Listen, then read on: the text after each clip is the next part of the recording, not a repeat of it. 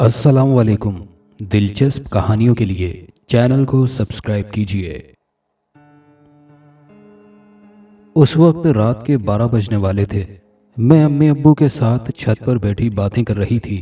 ہم لوگ کھانا کھانے کے بعد اکثر رات کو چھت پر آ جاتے اور دیر تک باتیں کرتے رہتے۔ ہمارے خاندان میں کل 4 ہی افراد تھے، میں، امی ابو اور عادل بھائی۔ عادل بھائی مجھ سے بڑے تھے۔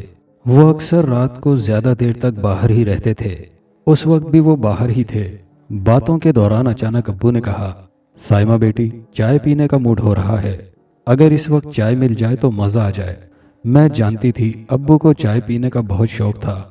وہ نہ دن دیکھتے نہ رات، بس چائے ہونی چاہیے۔ ایک تو آپ یہ نہیں دیکھتے کہ وقت کیا ہوا ہے، بس چائے چاہیے۔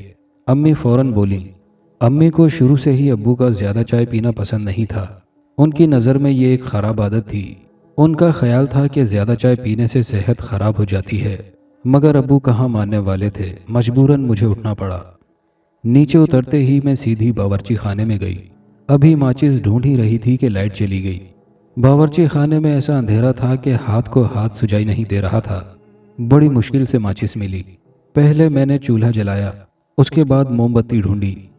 اس وقت وہاں کا ماحول انتہائی بھیانک ہو رہا تھا۔ میں دعا کر رہی تھی کہ جلدی سے چائے بنے اور میں یہاں سے جاؤں۔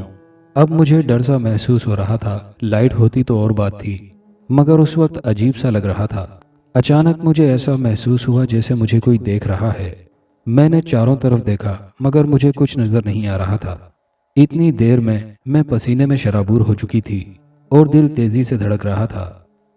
چائے تیار ہوئی تو میں نے جلدی سے چائے پیالی میں نکالی۔ ابھی میں ٹرے اٹھا ہی رہی تھی کہ مجھے کسی کا کہا سنائی دیا۔ اس وقت جو میری حالت تھی میں ہی جانتی تھی۔ پہلے میں سمجھی کہ عادل بھائی ہوں گے، کیونکہ وہ اکثر ایسا مذاق کرتے تھے، مگر عادل بھائی ہوتے تو سامنے آ جاتے۔ میں ٹرے لے کر سیدھی اوپر کی جانب بھاگی۔ اوپر پہنچتے پہنچتے میری سانس بری طرح پھول چکی تھی۔ امی ابو دونوں میری حالت دیکھ کر گھبرا گئے۔ کیا ہوا سائمہ؟ امی نے میری حالت دیکھتے ہوئے پوچھا۔ کچھ نہیں، بس ذرا ڈر گئی تھی، میں نے ہنستے ہوئے کہا۔ اب میں انہیں کیا بتاتی، ابو بھی ہنسنے لگے۔ وہ رات مجھ پر بہت بھاری گزری۔ تمام رات میں سو نہ سکی۔ ہر وقت وہ کہا مجھے سنائی دیتا رہا۔ ایسا محسوس ہو رہا تھا جیسے کوئی میرے برابر میں بیٹھ کر زور زور سے ہنس رہا ہو۔ صبح میری آنکھ دیر سے کھلی۔ سر میں شدید درد ہو رہا تھا۔ رات کے مقابلے میں کافی نارمل ہو چکی تھی۔ اس وقت گھر میں اور امی تھے۔ ابو اور عادل بھائی آفس گئے ہوئے تھے۔ میں ناشتے سے فارغ ہونے کے بعد گھر کے کاموں میں مصروف ہو گئی۔ جلدی کام نمٹایا۔ ابھی دوپہر کا کھانا پکانا تھا۔ تقریباً 12 بجے میں باورچی خانے میں گئی۔ جب تک کھانا تیار نہیں ہو گیا، سارا وقت میرے دل میں عجیب سا خوف رہا جسے میں کوئی نام نہ دے سکی۔ رات تک میری یہی کیفیت رہی، لیکن میں نے امی یا ابو دونوں میں سے کسی پر بھی اپنی کیفیت ظاہر نہ کی، ورنہ وہ لوگ پریشان ہو جاتے۔ رات کو کھانے کے بعد ہم لوگ چھت پر چلے آئے۔ آج میں دعا مانگ رہی تھی کہ ابو چائے کی فرمائش نہ کر دیں۔ شکر تھا کہ ابو کو چائے کی طلب محسوس نہیں ہوئی تھی۔ 12 بجے ہم لوگ نیچے اتر آئے۔ امی ابو اپنے کمرے میں چلے گئے اور میں اپنے کمرے میں۔ میری شروع سے ہی عادت تھی کہ میں لیٹتے وقت رسالہ ضرور پڑھتی تھی۔ اس وقت بھی میرے ہاتھ میں رسالہ موجود تھا، جس کی میں ایک کہانی پڑھنے میں مشغول تھی۔ کہانی بہت خوفناک تھی۔ بار بار دل چاہتا کہ رسالہ بند کر کے رکھ دوں، مگر کہانی اتنی دلچسپ تھی کہ رسالہ بند کرنے کا دل نہیں چاہ رہا تھا۔ تھوڑی دیر بعد نیند سے آنکھیں بند ہونے لگیں تو میں نے رسالہ ایک طرف رکھ کر لائٹ آف کی اور آ کر لیٹ گئی۔ نہ جانے رات کا وہ کون سا پہر تھا جب میری آنکھ کھل گئی۔ تھوڑی دیر تو میں سمجھ ہی نہ سکی کہ آنکھ کھلنے کی وجہ کیا ہے۔ پھر مجھے اسی کہے کی آواز سنائی دی۔ میری نظر سیدھی سامنے کی دیوار پر گئی تو میری چیخ نکلتے نکلتے رہ گئی۔ سامنے دیوار پر 2 زندہ آنکھیں چمک رہی تھی جو مجھے گھور رہی تھیں۔ اسی وقت کہے کی آواز آنی بند ہو گئی، مگر آنکھیں اسی طرح چمکتی اور دیکھتی رہیں۔ پنکھا پوری رفتار سے چل رہا تھا، مگر اس کے باوجود میں پسینے میں شرابور ہو چکی تھی۔ ابھی میں اٹھ کر امی کے کمرے کی طرف بھاگنے کا سوچ ہی رہی تھی کہ وہ آنکھیں اچانک غائب ہو گئیں۔ ایسا محسوس ہو رہا تھا کہ جیسے وہاں کچھ تھا ہی نہیں۔ میری حالت عجیب سی تھی۔ میری سمجھ میں نہیں آ رہا تھا کہ یہ سب کیا ہے اور کیوں ہو رہا ہے۔ میں جتنا زیادہ سوچتی اتنا ہی زیادہ سر میں درد ہوتا۔ میں سوچتے سوچتے ایک بار پھر نیند کی وادی میں اتر گئی، مگر ساری رات بے چین اور مضطرب رہی۔ صبح دیر سے آنکھ کھلی، اس لیے یونیورسٹی بھی نہ جا سکی۔ تقریباً 10:30 بجے میں سو کر اٹھی۔ ناشتہ کرتے وقت امی نے میری حالت نوٹ کر لی اور پوچھنے لگیں، سائمہ بیٹی کیا بات ہے؟ تم کچھ پریشان سی لگ رہی ہو۔ کچھ نہیں امی، بس رات کو نیند پوری نہ ہو سکی، اس لیے سر میں درد ہو رہا ہے، میں نے بہانہ بناتے ہوئے کہا۔ میں رات والی بات امی کو بتا کر پریشان کرنا نہیں چاہتی تھی، اور ویسے بھی ابھی تک یہ معمہ میری سمجھ میں نہیں آیا تھا۔ ایک ہفتہ خیریت سے گزرا اور کوئی ایسی بات نہ ہوئی۔ اس دن میں یونیورسٹی میں اپنی کلاس میں بیٹھی پڑھ رہی تھی۔ اگلے دن ٹیسٹ تھا۔ میری تیاری ابھی تک مکمل نہیں ہوئی تھی، اس لیے فری ٹائم میں تیاری کر رہی تھی۔ کلاس میں میرے سوا کوئی نہیں تھا۔ میری پوری توجہ پڑھائی کی طرف تھی کہ اچانک اسی کہے کی گونج سنائی دی۔ میں نے کتاب ایک طرف پھینکی اور باہر کی طرف بھاگی، مگر تھوڑی دور جا کر رک گئی، ورنہ اس طرح بھاگنے سے تماشا بن جاتا۔ میری سانس بری طرح پھولی ہوئی تھی۔ اب یہ مسئلہ بہت زیادہ سیریس ہو چکا تھا اور امی کو بتانے کے سوا کوئی چارہ نہیں تھا، مگر کیا امی ان باتوں پر یقین کر لیتی؟ بہر صورت میں نے انہیں بتانے کا فیصلہ کر لیا اور شروع سے لے کر آخر تک سب کچھ بتا دیا۔ امی خاموشی سے میری باتیں سنتی رہیں۔ میں بات ختم کر کے امی کا منہ دیکھ رہی تھی۔ امی تھوڑی دیر خاموش رہیں، پھر بولیں، مجھے تو ان باتوں پر یقین نہیں آ رہا، بس تمہارے وہم کے سوا کچھ نہیں، یا پھر تم نے کوئی خواب دیکھا ہے۔ خیر اگر اکیلے میں ڈر لگتا ہے تو میں تمہارے کمرے میں تمہارے ساتھ سو جاتی ہوں۔ اس کے بعد امی میرے کمرے میں سونے لگیں۔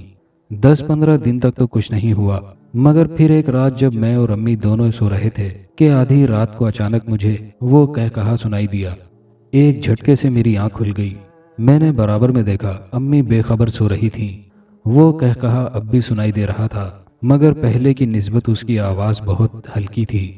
مجھے بے انتہا خوف محسوس ہو رہا تھا۔ میں نے جھنجھوڑ کر امی کو اٹھا دیا۔ امی اٹھ گئیں۔ کیا ہوا سائمہ؟ انہوں نے مجھ سے پوچھا۔ امی وہ آواز ابھی آ رہی تھی، میں نے خوف زدہ آواز میں کہا، لیکن میں نے تو کوئی آواز نہیں سنی۔ امی حیران ہوتے ہوئے بولی، ابھی تھوڑی دیر پہلے آ رہی تھی، میری حالت ابھی تک خراب تھی۔ امی نے مجھے سینے سے لگایا ہوا تھا اور پھر نہ جانے کب میں نیند کی وادی میں کھو گئی۔ آخر امی نے ایک دن یہ بات ابو کو بتا دی۔ حسب معمول ابو نے بھی ان باتوں پر یقین نہ کیا۔ ان کے مطابق یہ نفسیاتی مرض تھا اور ڈاکٹر کے علاوہ اس کا علاج کسی کے پاس نہیں تھا، مگر امی نے ابو کی بات سے اتفاق نہیں کیا۔ ان کے خیال کے مطابق میں نے کوئی خواب دیکھا تھا۔ ہمارے علاقے میں خاتون رہتی تھیں جو پڑھنے پڑھانے کا کام کرتی تھیں۔ امی ان سے میرے لیے ایک تعویذ لے آئیں جو میں نے بازو پر باندھ لیا۔ اب مسلسل وہ تعویذ میرے بازو پر بندھا رہتا۔ اس کے باندھنے سے اتنا سکون ضرور ملا کہ اب وہ کہے سنائی نہیں دیتے تھے اور نہ وہ آنکھیں نظر آتی تھیں۔ تقریباً 1 مہینہ خیریت سے گزرا اور کچھ نہیں ہوا، لیکن اس کے بعد ایک رات کو اچانک پھر اسی کہے سے میری آنکھ کھل گئی۔ مجھے بڑی حیرت ہوئی، اتنے عرصے بعد اچانک یہ کیا ہو گیا؟ مجھے فوراً تعویذ کا خیال آیا۔ بازو دیکھا تو خالی تھا۔ مجھے حیرت ہو رہی تھی کہ تعویذ کہاں چلا گیا۔ اچانک مجھے یاد آیا کہ نہانے سے قبل میں نے تعویذ کو اتار کر لٹکایا تھا۔ میں نے جلدی سے اسے اتار کر باندھا، تب جا کر سکون ملا۔ دوسرے دن میں نے امی کو رات والا واقعہ سنایا۔ امی نے احتیاط کرنے کو کہا۔ ایک دن امی ابو بیٹھے میرے بارے میں گفتگو کر رہے تھے۔ میں نے غور کیا تو پتہ چلا کہ موضوع گفتگو میری شادی کا ہے۔ ابو کا کہنا تھا کہ اگر میری شادی کر دی جائے تو یہ سب ٹھیک ہو جائے گا۔ امی نے بھی ابو کی ہاں میں ہاں ملائی اور پھر زور و شور سے میرے لیے رشتہ ڈھونڈا جانے لگا۔ جلد ہی ایک رشتہ امی ابو دونوں کو پسند آ گیا۔ عمران واقعی ایک اچھے شوہر ثابت ہوئے۔ مجھے ایسا محسوس ہونے لگا جیسے پچھلی زندگی میں بھول چکی ہوں۔ کبھی کبھی تو مجھے ایسا محسوس ہوتا جیسے میری شادی محبت کی ہے۔ عمران میری کوئی بات نہیں ٹالتے تھے۔ ہر ہفتے امی ابو سے ملوانے لے جاتے تھے، میری ہر فرمائش پوری کرتے۔ میری زندگی ہر طرح سے پرسکون تھی۔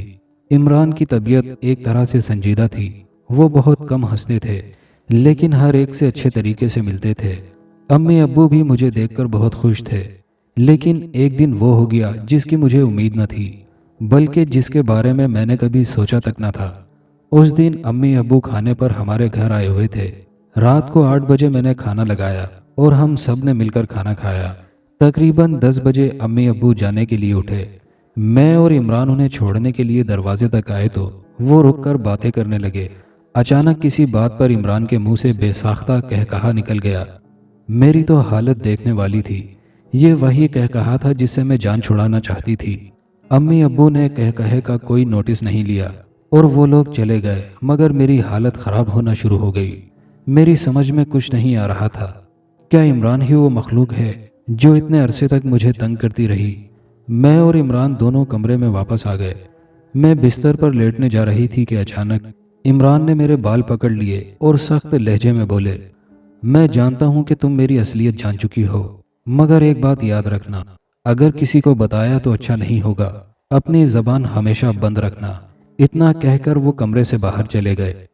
मैं बिस्तर पर गिरकर फूट फूट कर रोने लगी। अजीब तरह का खौफ मेरे दिल में बैठ गया। समझ में नहीं आ रहा था कि क्या करूं। अब इमरान से बात करते हुए डर लगने लगा था। 2 दिन के अंदर ही मेरी तबीयत ज़्यादा ख़राब हो गई। मजबूर होकर इमरान ने मुझे अम्मी के यहाँ भेज दिया, मगर जाते जाते एक बार फिर सख्त लहजे में कहने लगे, मेरी बात याद रखना। अम्मी ने बहुत पूछा कि क्या बात हो गई है, मगर मैंने डर के मारे उन्हें कुछ न बताया। फिर मेरी तबीयत रोज़ बरोज़ ज़्यादा बिगड़ने लगी तो आखिर एक दिन मैंने हिम्मत करके सब कुछ अम्मी को बता दिया। मगर पहले तो अम्मी ने मेरी बात मानने से साफ इनकार कर दिया। फिर मेरी हालत देखकर उन्हें यकीन आ गया। अम्मी थोड़ी देर खामोश रहीं, फिर कहने लगीं, ठीक है, तुम किसी को कुछ बताना नहीं, मैं कुछ करती हूँ। दूसरे दिन इमरान भी मुझे देखने आए, मगर मुझे अब उन्हें देखकर डर लगने लगा था। किसी को कुछ बताया तो नहीं? इमरान ने पूछा। नहीं, मैंने इनकार कर दिया। थोड़ी देर बैठकर वो चले गए। दोपहर को अम्मी ने मुझे अपने साथ चलने के लिए कहा। टैक्सी में बैठकर हम दोनों एक कच्ची आबादी में पहुंचे। वहां अम्मी मुझे एक कच्चे मकान में ले गईं। अंदर एक नूरानी चेहरे वाले बुजुर्ग बैठे थे। अम्मी ने उनसे कहा, बाबा, ये मेरी बेटी साइमा है, जिसके बारे में मैंने आपसे कहा था। बाबा थोड़ी देर मुझे देखते रहे, फिर कहने लगे, मैं जानता हूँ उसने इस पर कब्जा कर रखा है, मगर बेफिक्र रहो, सब ठीक हो जाएगा। इतना कहकर वो बराबर वाले कमरे में गए। वापस आए तो उनके हाथ में एक बोतल थी जिसमें पानी था। कहने लगे, जब तुम्हें डर लगे इस पानी को इस्तेमाल करना, घबराने की कोई बात नहीं है। अब तुम लोग परसों आना, इंशाल्लाह ताला सब ठीक हो जाएगा। 2 दिन बाद मैं और अम्मी दोबारा उनके पास पहुंचे। वो हमें एक कमरे में बिठाकर खुद दूसरे कमरे में चले गए। थोड़ी देर तो बिल्कुल खामोशी रही, फिर अचानक बाबा की आवाज़ सुनाई दी, तू क्यों इसके पीछे पड़ा है? मैं इससे मोहब्बत करता हूँ। अचानक इमरान की आवाज़ सुनाई दी, नहीं, ये गलत है। तेरा ताल्लुक जिन्नात से है और वो इंसान है, इसलिए तुम दोनों का मिलाप नहीं हो सकता। बेहतर है तू इसका पीछा छोड़ दे। बाबा की आवाज़ गूंजी। हम लोग खामोश बैठकर दोनों की बातें सुन रहे थे। नहीं, मैं इसे नहीं छोड़ सकता। इमरान की आवाज़ सुनाई दी, तो फिर ठीक है, तू तैयार हो जा। उसके बाद ऐसी आवाज़ आने लगी जैसे वो कुछ पढ़ रहे हों। थोड़ी देर बाद इमरान की चीख सुनाई दी। ऐसा लगता था कि जैसे वो बहुत तकलीफ में है। फिर तकरीबन 2 घंटे के बाद बाबा कमरे से बाहर आए। उस वक्त उनका चेहरा बिल्कुल सुर्ख हो रहा था, पसीने में शराबूर थे। थोड़ी देर वो खामोश बैठे रहे, फिर कहने लगे, मैंने उसे ख़त्म कर दिया है, अब तुम्हारी उससे जान छूट गई है। मैंने कोशिश की थी कि वो तुम्हें छोड़कर चला जाए, मगर वो नहीं माना तो मुझे उसे ख़त्म करना ही पड़ा। यहाँ आने से पहले मेरा जिस्म भारी भारी हो रहा था, मगर अब मेरा जिस्म बिल्कुल हल्का सा हो गया था। आज मैं बहुत खुश हूँ। औरतें अपने शोहरों के मरने पर आंसू बहाती हैं, लेकिन मैं दुनिया की वाहिद औरत हूँ जो अपने शौहर की मौत पर खुश हुई। वाकई खुदा जो करता है बेहतर करता है। दोस्तों, कहानी कैसी लगी कमेंट में अपनी राय का इजहार ज़रूर कीजिएगा, और नए आने वाले दोस्तों से गुजारिश है कि चैनल को सब्सक्राइब करके वीडियो को लाइक शेयर करना मत भूलिएगा।